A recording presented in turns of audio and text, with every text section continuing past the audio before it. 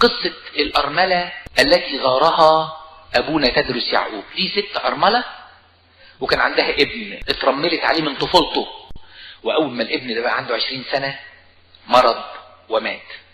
طبعا بقى إحساسها ناحية ربنا إيه؟ طب ما أنا كنت أتجوز وأخلف غيره، بقى أنا كرست نفسي علشان ده وده هو اللي تاخده مني. وقفلت ورفضت ان تتعزى، لدرجة لما الناس كانوا بتوع كنيسة مارجرجس سبورتنج او كنايس اسكندرية يزوروها عشان عارفين حالتها النفسية قد ايه صعبة، كانت لا تتقبل عزاء من اي حد، وكانت بتصد معظم الناس وترفضهم. فقالوا الكلام ده لمين؟ لابونا تدرس. فابونا تدرس راح لها. مش عايز اقول لكم استقبلته استقبال شكله ايه. والست مسكت ابونا الحقيقة يعني ما توصتش، واوعى تكلمني عن المسيح بتاعك، واوعى تكلمني عن ربنا، واوعى. وهو قال لها انا مش هجيب سيرة المسيح ولا هتكلم ولا هوعظك.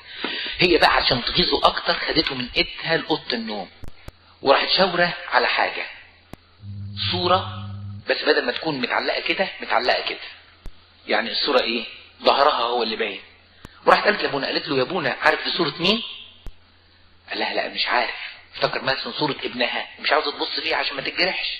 قالت له دي صورة المسيح، مش طايقة ابص في وشه، اللي عمله فيا نار، مش طايقة ابص في وشه.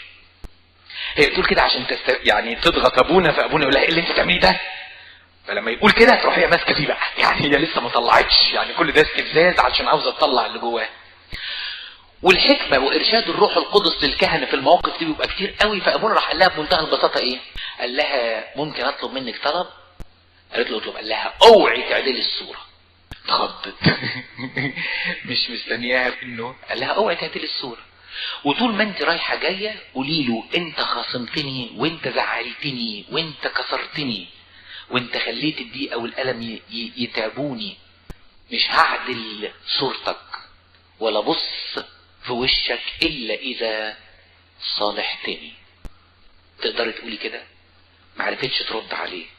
وبعد ما نزل ابونا كانت هذه المرأة امينة جدا، انها كل ما تعدي على الصورة المقلوبة تقول له انت اللي زعلتني وانت اللي جرحتني، وعشان كده انا مش قادر اعدل صورتك ولا بص في عينيك.